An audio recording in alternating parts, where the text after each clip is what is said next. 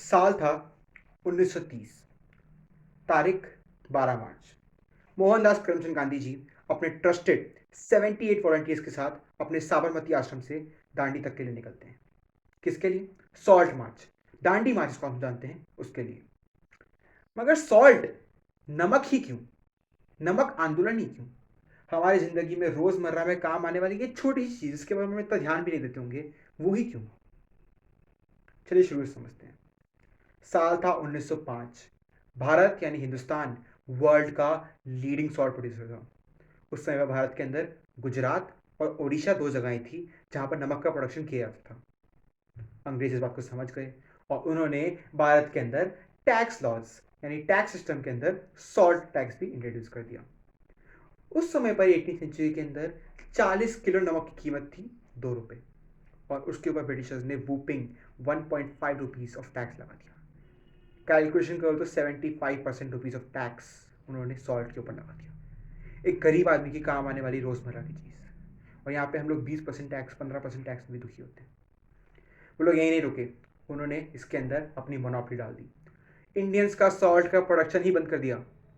Britishers ने Indians को salt की प्रोडक्शन से बिल्कुल निकाल दिया। वे किसी के भी घर में अगर सॉल्ट प्रोडक्शन हो रहा है तो जाकर के चेक कर सकते थे और वो उसको सीज भी कर सकते थे। ब्रिटिशर्स यहीं पर नहीं रुके, ब्रिटिशर्स ने 86 lakh of rupees of salt tax Indian से चोरी कर लिया। मैं कलेक्ट कर लिया नहीं बोलूंगा, उन्होंने चोरी कर लिया क्योंकि वो सॉल्ट हमारा था।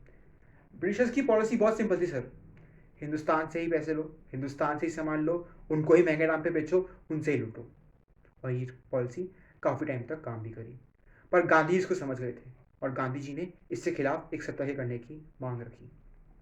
शुरू में सबको लगा कि एक बहुत छोटी चीज़ है और इसकी जो चिंगारी है वो थोड़े दिन में ही बुझ जाएगी। इस कारणवश बड़े बड़े नेता जैसे कि पंडित नेहरू और सरदार पटेल तक ने इससे खिलाफ बोला। पंडित नेहरू सरदार पटेल का मानना था कि इसकी जगह पर अगर हम लोग लैंड रिफॉर्म के खिलाफ एक आंदोलन करें तो ज़्यादा महत्वपूर्ण और ज़्यादा अच्छा रहेगा, क्योंकि ये भी एक चीज़ थी जो आम लोगों को परेशान कर रही थी। पर गांधी जी अपनी बात पे अड़ गए थे। इस कारणवश उन्होंने उस समय के वाइसरॉय ऑफ इंडिया को एक चिट्ठी लिखी, जिसको वाइसरॉय ऑफ इंडिया ने सीधे सीधे नकार दिया। वाइसरॉय ऑफ इंडिया से ये भी कहते हुए पाए गए थे, लंदन के अंदर कहते हुए पाए गए थे, at present the proposal of a salt campaign does not keep me awake at night. यानी उनके लिए कोई बड़ी चीज़ नहीं थी, उनके लिए 2 दिन का ड्रामा था। लेकिन गांधी जी इस बात पे अड़ गए थे। वे जानते थे कि नमक एक बहुत बेसिक रिक्वायरमेंट है। गांधी जी का कहना था हवा और पानी के बाद नमक ही है जो आम आदमी को बहुत ज़्यादा ज़रूरी होता है। इस कारणवश उन्होंने सॉल्ट कैंपेन के लिए अपनी आवाज़ उठाई और सॉल्ट कैंपेन शुरू करी। और तब शुरू होती है 12 मार्च 1930 को भारत की फेमस सॉल्ट कैंपेन, वो दांडी मार्च, वो दांडी यात्रा, जिसने भारत के अंदर एक पूर्ण स्वराज की चिंगारी को जन्म दिया। वो चिंगारी जो आगे बढ़ करके एक आग में तब्दील हुई, जिसने भारत को एक नया राष्ट्र के रूप में जन्म दिया और भारत को आज़ाद करवाया। इसने भारतीयों को सिखाया कि कुछ चंद हजार अंग्रेज हम लाखों भारतीयों के ऊपर राज नहीं कर सकते हैं।